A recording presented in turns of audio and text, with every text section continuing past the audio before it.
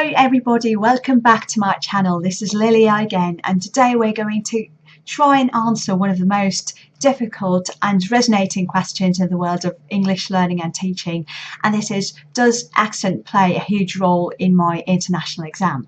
So I mentioned that this question is really resonating because it does involve a lot of debate and contrasts behind it. So this is one of the most frequently asked questions in the world of English language teaching and learning, and many learners are actually not that confident about their accent. They worry a lot, even though examiners say that your accent does not play a huge role, and the main thing about your exam performance is you being understood by the examiner.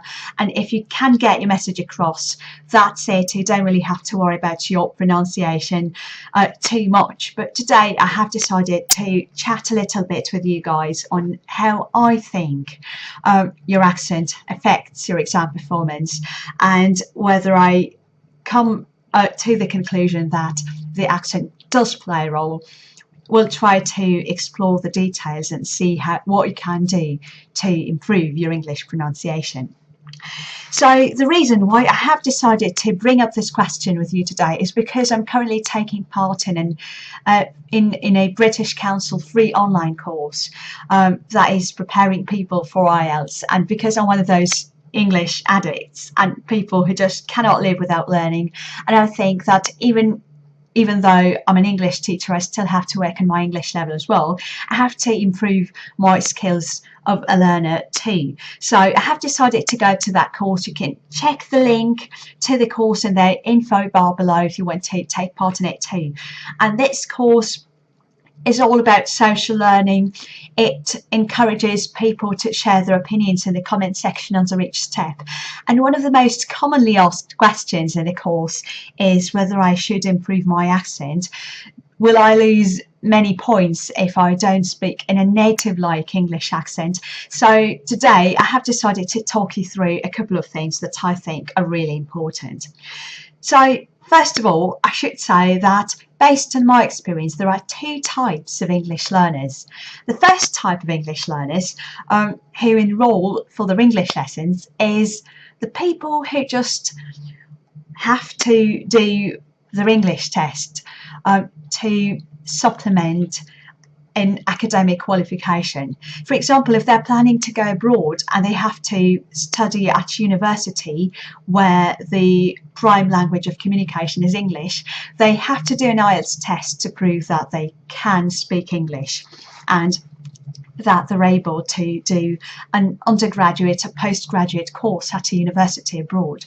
So in this case, I don't think that your accent does play a huge role and that you should spend much time trying to improve your accent. In fact, no one would expect a native sounding accent from a non-native English speaker, so don't worry about that. If you do feel that you need to work on something and you think that your English is fantastic, then obviously you could have some pronunciation training, but this is the case when you have to make sure that you're understandable. Based on my experience, there are two types of problems that impede understanding. And the first problem is that people don't have the right sentence stress when they speak English. Intonation and sentence stress. Although there might be a problem concerning the individual sounds, which are highly influenced by the first language a person speaks, it's still very important to have the right word stress and sentence stress when you speak English.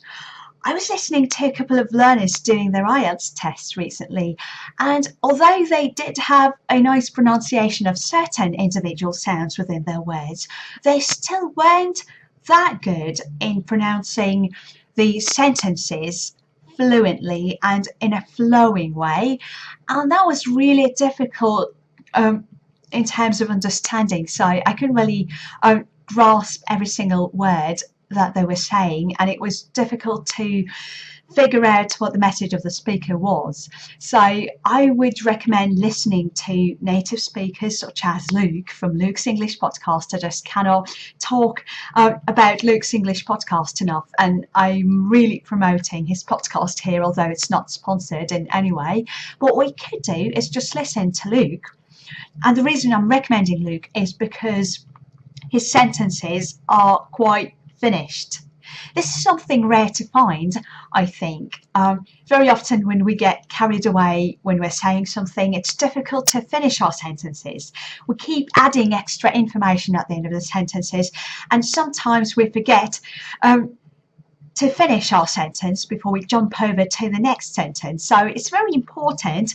And you know what? Listen to Luke from Luke's English Podcast. He's a nice pronunciation model. Repeat the sentences after him at a natural speed and try to spot how he stresses the words, and try to do that in a similar way. So stress the words, stress the sentences in the way that Luke does, and hopefully that will help you improve the sentence stress when you speak English in the exam too. Now, the second thing that impedes understanding is individual sounds. I don't think that you could transfer any language sounds into English, because English, like any other language in the world, has its own distinctive sound system. And although certain languages tend to resemble each other slightly more than the others, I still think that English is quite peculiar in its pronunciation too. So try to focus on individual sounds and possibly figuring out which sounds are problematic for speakers of your first language. That might help you too.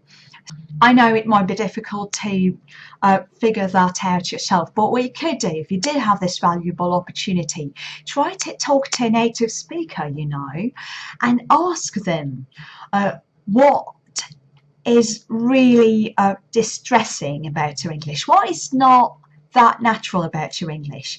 I'm pretty sure there might be certain points about my English, because I'm a non-native English speaker, that confuse some native speakers among my subscribers and people who have just by chance found my video and now just trying to figure out how they can do their exam better.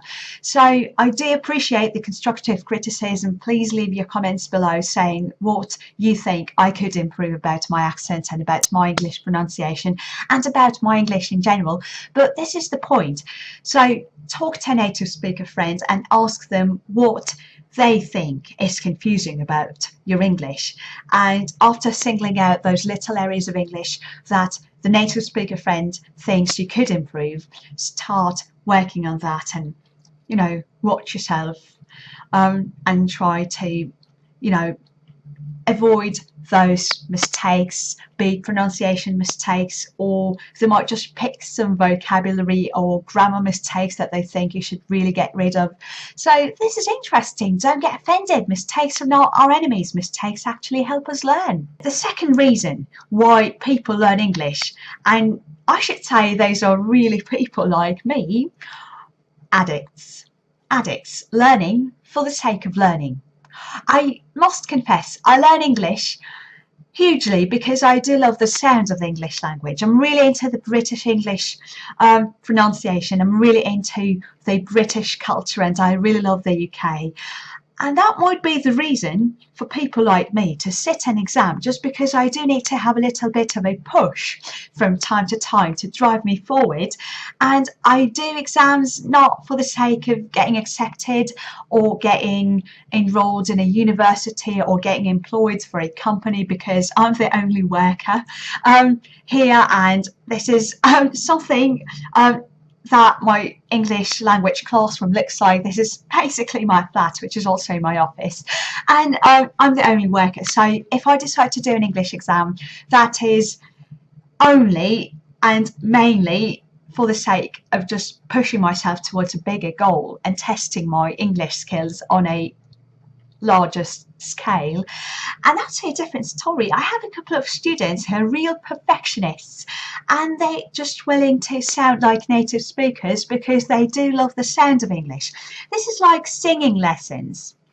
And for those people, I don't think it might be encouraging to say, oh no, you should never learn British English pronunciation. You should never learn to speak like a native speaker because that is not that important. Well, for that person, it might be important. For me, it is really important. I'm still working on my accent. I still want to make it sound as British as I can. I still have a couple of models who I try to follow in terms of my accent because they are inspiring. I find them inspiring.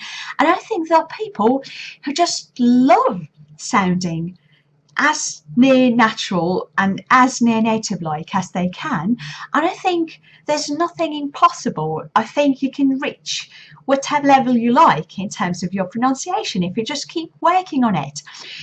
I started taking vocal classes a few years ago, and I could sing, and I thought that my singing wasn't really good enough, and that was true. So I started attending a couple of vocal classes every now and then, and the teacher told me what I could do to improve my singing skills. And although I'm still not a professional singer, I can sing so much better just because I started implementing certain little rules of singing that I hadn't been aware of before I started taking those classes. So I think there are little secrets in everything, and there are little secrets about British English pronunciation that you can follow and put into practice that will help you sound better when you speak English, and that might actually help you reach a level or an accent that you're dreaming of. So I think it's possible. You know, don't get discouraged. I think for those people it's really important, and if you're one of those addicts, if you're one of those English geeks who can't live without sounding native like and natural, then off you go. You know, off you go. Learn English pronunciation, and there's nothing wrong about trying to sound native like. It's really cool, and I think it's just a matter of personal preference, really. By the way, if you want to improve your accent, I do have a little video on this channel on how to sound more British for learners of English, and I'll try to paste it somewhere on this screen for you to check it out if you'd like to. So make sure you go and check that video out.